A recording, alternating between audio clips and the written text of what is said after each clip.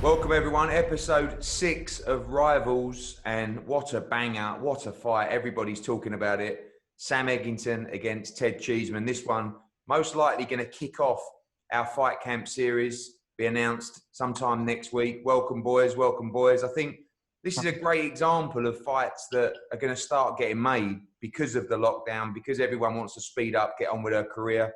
First of all, welcome guys, and Sam, I'll start with you. That's a hell of a beard, mate. That is a hell of a beard. Yeah. I mean, the hair's controversial, but the beard is it's one of the best lockdown beards I've seen. Quarantine beard, man. Gotta grow it out. It's time to grow it out. It's quarantine, isn't it? Sam, we know that you don't really turn down fights. Let's go back to the fight in Italy at the end of last year. Massive moment for your career. Really, you were fighting for your career that night. Yeah. And great memories of that win. I remember seeing your face. Actually watched the clip back of the stoppage, and your face was almost like relief. I'm back. That was a big moment for you. Yeah, I mean, like you say, after the Liam Smith fight, it was touch and go.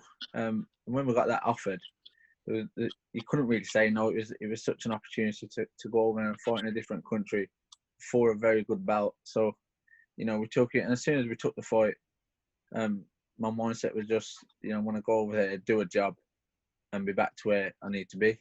And that's what we've done. You've gone from kind of like being a guy who had nothing really to lose to all of a sudden having a top 10 ranking now with the IBF. All of a sudden, Ted Cheeseman's fighting you, trying to rip that from you. You've almost gone from sort of hunter to hunted in this fight. We know that you love to go to war, but expecting a tough fight with Ted Cheeseman, we've seen him in so many great Fight of the Year contenders, and he's a young, fit guy. Yeah, no doubt. I mean, you don't have to watch Ted fights to know that, he don't give up when it gets hard. But I have full faith the fact that, if anyone can make him give up, I'll be that guy. It'll be a good fight while it lasts, but it is what it is. It's a fight. Gotta bring the fans to the TV anyway. Because like you say, the way we both fight, it's gonna gel for a good fight. So, but like you say, it'll be a good fight for the way we fight. But I generally think I've got enough to get the win. Ted, obviously this is a massive opportunity for you, and I think when we talk about fights coming out of lockdown, you were supposed to have an 8-rounder at the O2 on March 28th before that show was postponed, but it's kind of like no one wants an 8-rounder anymore. We feel like we're making up for lost time, and this is a massive opportunity for you to burst into the top 10 in the world. Yeah, of course. I think Charlie and Tony know I hate the sounds of 8-round fights and stuff. I like to be in these big fights. These are the fights that excite me. They get me up for it. They make me train properly.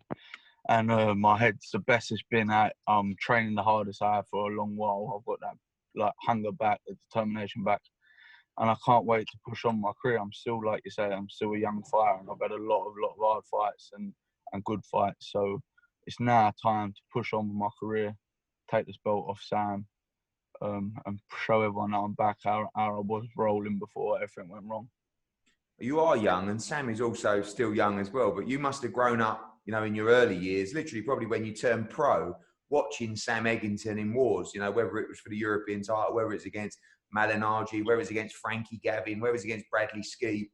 He's been in some big championship fights, and although, like I said, you're both young, he does have the experience on you in that respect, although you have fought European level yourself and of course British titles. Do you feel that you are inexperienced compared to Sam Eggington in this fight, or you fancy your ring craft against someone like Sam? Because I think a lot of the time it was almost like Sam was thrown into fights, but when you break down his career now, he's been in so many championship fights with so many different experiences as well. He is vastly experienced. Yeah, Sam is very experienced, but obviously you pick up things from the fights. And the thing is, the difference between me and Sam is Sam come in the sport, it was easy to earn a living and everything. For me, it was to try and be the best. And I've still got that aim. I don't think Sam's still got that sort of drive. I think this is really more all about money for Sam. For me, it's to go as far as I possibly can. Do you know what I mean? And obviously, as much as I had to stumble last year, I had a lot of personal issues, and I've got past them. And I'm feeling the best I've felt for a long time. I'm still maturing, and I'm just looking to push on and show everyone how good I can really be. I was boxing even at parts of my early part of my pro career. I was doing boxing on the back foot as well as coming forward. But sort of in the Garcia fight where I was throwing my head out there to keep getting it, it's sort of I took the thing of I like to eat shots. But a lot before was all took on the gloves and good defence before and good pressure. But it changes, things move in roundabouts. But now I can't wait to get this fight out of the way, to put a really good performance on and get back to where I need to be. And everyone will believe it now. Do you know what I mean? I've had the fight. We're coming forward against Conway. I've boxed on the back foot against Fitzgerald. And now it's about going and dominating against Sam Eggington, who's a good name. But I just feel I'm a lot fresher, a lot fitter and a lot more determined to get gold away. Sam, one of those things that you've always had in your career and made you so dangerous and relentless coming through was the desire. Ted said there, he feels like it's more about the money at this stage in your career. Do you still have the desire? I mean, we saw it in Italy, but you know, I look back at the Liam Smith fight. You know, was that the wrong fight to take? I mean, was Liam just a world-class operator? Did you still have that? It didn't fall right on the night. And to be fair, it's going to be very hard for it to fall right on the night against someone like Liam Smith because, you know, he's such a quality operator. When he talks about, you know, the desire and it's all about the money, he's right. It's always been about the money, so that ain't changed. I've done everything up to now because, you know, that's what I've turned pro for, like you said. But the desire is still there. The thing was to make money and keep, you know, everyone comfortable. You know, my kids and my missus, and that's always been the case. So he's right when it says it's down to money. To win these fights, that's what brings the money. So that is the desire. You know, I want to win these fights to earn more money, and that's always been a desire for you. Sam, that's always been.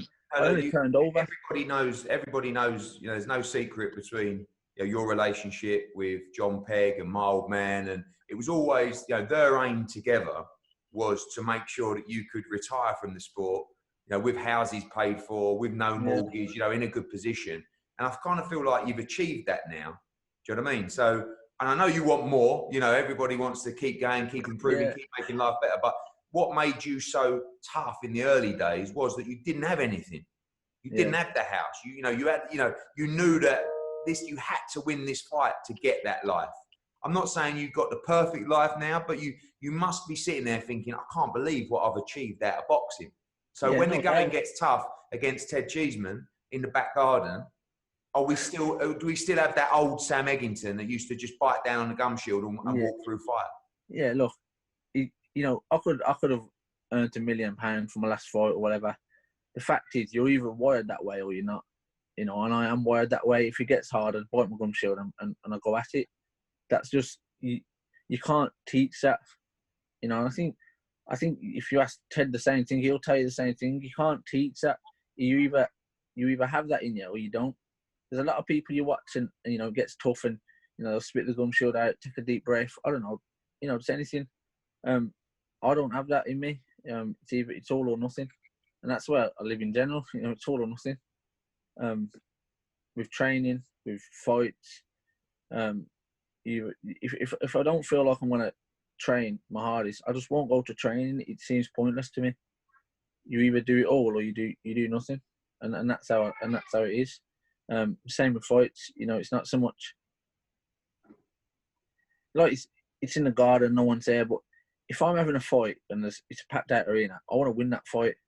If I'm having a fight in an empty room, you're having a fight, you still want to win that fight. So you're still going to bite down on your gum shield and try and do anything you can to win that fight. And I think, you know, you're either wired that way or you're not, and I am. You know, I believe that. So when it gets tough against Ted, I'll bite down the gum shield and I'll go off what I normally do. Ted, we talked about your previous fights. You're quite right. Against Garcia, you just came forward. You know, we know that your defence was poor that night. Against Conway, you kind of did a little bit of both. Against Fitzgerald, you surprised everybody, including me. And I saw a performance off the back foot from Ted Cheeseman, which was very, very good. I think a lot of the fans watching this fight will say, well, I hope he doesn't box off the back foot against Sam Eggington. We want them to go at it. Do you feel, without giving game plans away, you have to kind of mix it up against Sam Eggington? We know Sam's always going to fight the same way. Do you know what I mean? And you've shown that you box in different ways. How do you have to go to the task of fighting Sam Eggington? I think the thing is, when I fight Sam, yeah, what I respect Sam as a fighter. He's a really good fighter and stuff, but I think he's a big, massive welterweight. You get what I mean? And I think he's a fragile light middleweight. And I think when push comes to shove, when I stand there and I start bullying him and dominating him in the middle of the ring, he ain't got no plan B. I have. If it goes wrong with me, I can box. But with me, if I start pushing him back and he can't handle the strength or power, he has to like try and fight back. And if it ain't working, what does he do next? Do you know what I mean? And the thing is, I know I can box. I've got that plan B. I've got plan A and plan B.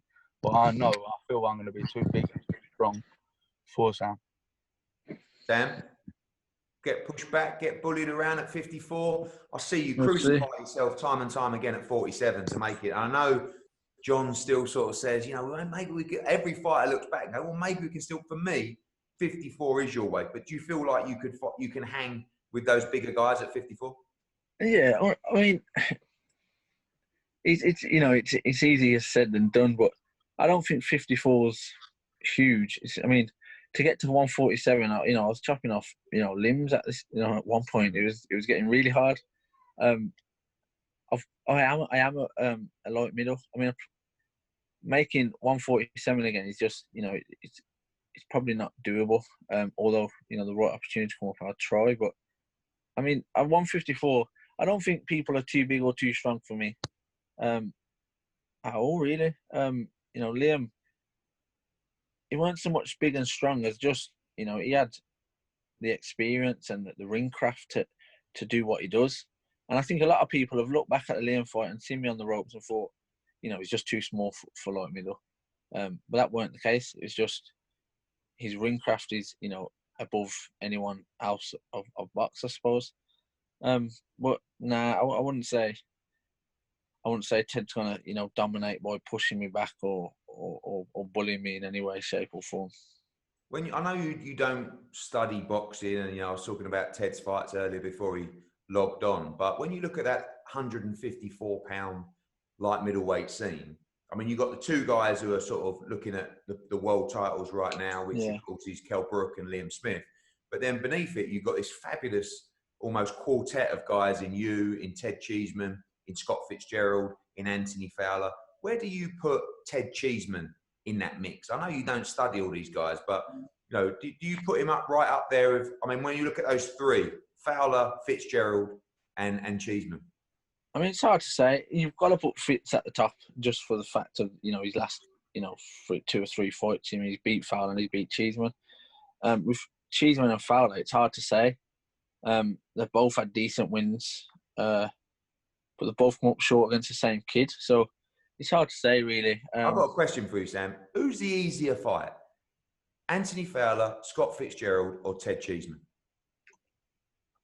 I'd say probably Cheeseman, if I'm honest. And that's not because, I'm fighting him. When you sent me the list of the fights, we picked Cheeseman because we thought it'd be a good fight, and it's, it's one to, we can win, I think. The other two are much harder fights. I think. I've sparred Fowler and I've sparred Fitzgerald, and they are big, strong guys. But it's hard. I wouldn't put Ted far behind either of them. But Fitzgerald's got to be at the top. Between Fowler and Ted, I can't really say. I've never sparred Ted, I've never fought Ted. I've done a bit with Fowler, minor round with Fowler, and that was a while ago. So I can't really say. But Fitzgerald's got to be at the top. Ted, if you get through Sam Cheeseman at fight camp, Sam Eggington even, Sam Cheeseman, where do you want? Do you want that Fitzgerald rematch? Do you like the Anthony Fowler fight as well? Yeah, definitely. I think the Fitzgerald fight, obviously for me, I felt I boxed his head off and I done enough. I feel minimum I won 7th round, so I done enough to win the fight. But now, if I could go back when it got to them later rounds, I would have stand there a lot more and bullied him, because I was probably a lot more less tired than what he was. But I was sort of coasting because I felt I'd done enough. Not coasting, but just not getting involved too much, trying to still move while he was chasing me. But if I had that opportunity again, I wouldn't let it thingy. As soon as I'm up and cruising, I'd start pushing him back and hitting him with body shots, hitting red shots, and try and get him out there. I wouldn't sort of obviously just try and go to points. And finally, from both of you guys, Ted, massive opportunity for you to completely, get back on track. You see yourself being too good, too strong. Yeah. What is it that gives you the victory against Sam Eggington, and how does the fight play out at fight camp? To be honest, for me, I don't feel like I'm delusional, but I feel myself. I'm a one defeat fighter, and that was against a really, really good fighter, and my head went there. But I feel now, fresh head, fit, determined, I feel that I'll get Sam out there in the later rounds. Obviously, he's going to have a go earlier on, but as the rounds go on, he's going to keep getting a hit, because it's sort of, his defence is his face. So once I keep hitting him later on, the damage is going to come, and he's going to, one of the shots are going to land and he's going to go. Sam, Cheeseman goes for the stoppage, obviously going to back himself. You're confident going into this fight, and again, a must-win fight for you.